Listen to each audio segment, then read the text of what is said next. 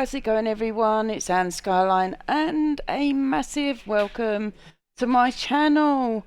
So it is Tuesday once again, and that means it's reset for the Destiny community.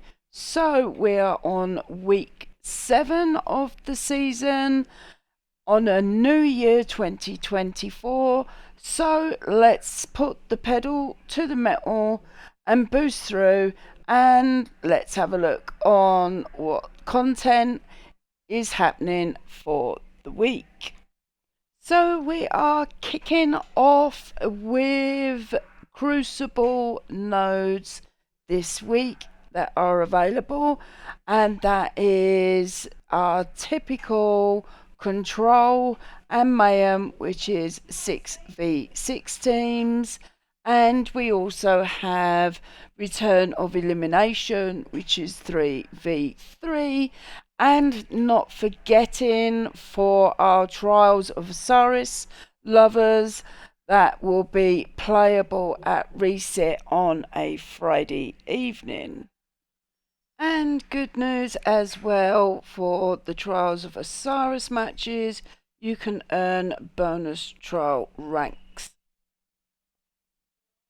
Next we have this week's Rotator exotic mission is Seraph Shield, and that is the home of the exotic pulse rifle Revision 0 and some amazing legendary weapons, and I'll be going into more depth later. Also we're having the Rotator legendary dungeon is Ghost of the Deep, and that is home of the exotic sidearm the Navigator. Alright, this week's Grandmaster Nightfall is the PSI Op Battleground, and that is on the Cosmodrome, rewarding the Warden's Law Hand Cannon Adept. And moving on, we have the raid for this week that is on rotation, is one of my favourites. It's Root of Nightmares, and that drops the exotic stasis and solar shotgun called the Conditional Finality. And saving the very best to last, Crota himself, the Master Challenge for the week is Conservation of Energy, and that is actually at the Lanterns, the beginning of the raid, and it's one of the easiest to complete out of all of the challenges. So starting with the exotic mission on rotation this week is the Seraph Shield, and the exotic that is available is the Revision 0 pulse rifle that is fully craftable on completion of the dungeon. The mission is fun and with lots happening. Also, the mission drops some amazing legendary weapons, and also you can obtain the patterns once unlocked. These weapons are amazing with the right perks, so here is a list of weapons that we feel are the best to farm for. With Vault Shot, also we have in the heavy section the Fire and Forget Linear, and moving on we have the trace rifle called Path of Least Resistance. It's an amazing trace rifle, also rolls with Vault Shot and is amazing on the Warlock or any Arc subclass. We have the Tripwire Canary Arc Bow, and saving the best for last, we have a Void Heavy Machine Gun, Rapid Fire, and rolls with Target Lock. So take advantage of farming the dungeon this week for some of the patterns, or even if you're after some of the armor for the ornament. And don't forget, some of these exotic missions on rotation, you may need a Pacific DLC expansion to be able to do it. Okay, this week's legendary dungeon is Ghost of the Deep. I suggest getting on your scuba gear because you will be diving down deep into the depths and some amazing views to be seen and captured.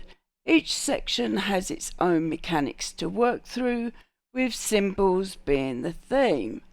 Also, working your way to the last boss. On completion, you have the chance to drop the exotic strand sidearm called the Navigator. The dungeon can be done on normal, or if you're looking for the challenge, it can be done on legend difficulty to obtain the chance for the artificing armor. Also, the dungeon has a few amazing weapons. There is a waveframe grenade launcher in stasis, which is really good. There is a rocket launcher that can roll with bipod. There is a submachine gun, and there is also a glaive. So it's definitely worth farming the dungeon for some of these legendary weapons also. Up next we have the Grandmaster for the week, and that is the Psyops Battleground on the Cosmodrome. This is one of the harder GMs, to be quite honest, to complete. The champions are Barrier and Unstoppable. There is Incoming Void Threat, and we have Arc, Solar and Void shields to contend with. Surges are Solar and Stasis and Overcharged Shotgun, and the reward is the returning Warden's Law Hand Cannon Adept. And moving on to the rotation raid for the week is Root of Nightmares. This raid has some amazing scenes, plenty of parkour, and revolves around a buff light and dark, and each section has its own unique challenge to complete, and lots of parkour to make your way to the last boss.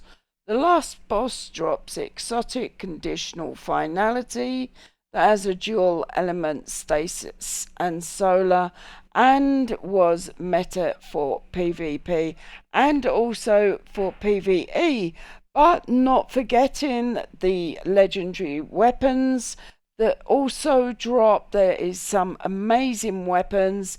They are all craftable once you've unlocked the pattern, and also you can collect the ornaments for the armor. This also looks super amazing. So, saving the best for last. Master himself, the Crota challenge, is at the start of the lantern section, and the challenge is called Conservation of Energy. This is one of the easier challenges, and it's worth definitely farming the challenge to get an easy adept weapon, or even if you're after a god roll. So the challenge is to get the Chalice of Light into every podium as quick as possible. But that doesn't mean that you have to enlighten the lanterns at every podium.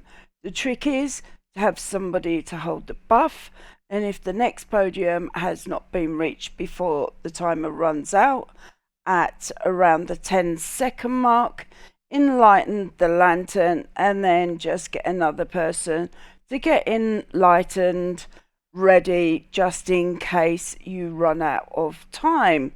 Also, at each podium the chalice timer will reset, so keep an eye on your timer and don't waste the emergency buff, especially when you're just coming up to a podium. Or don't forget to watch the timer at the last 10 seconds. You need to hit that lantern, enlighten it, otherwise it will wipe and it will fail the challenge for you. So good luck in hunting for the adept weapons. Sadly, we have reached the end of Destiny this week, but I have thoroughly enjoyed making the video. If you could make some comments, I would really appreciate it on what you'd like to see on the channel, more like GMs, raids, you name it. Also, if you could do the thumbs up and hit the subscribe button. By hitting the subscribe button, that helps my channel grow, and that also helps me to create more content with more people involved. So thank you for hitting the subscribe button. It means a lot, and I will see you over the weekend when I stream, and have an amazing week. Laters.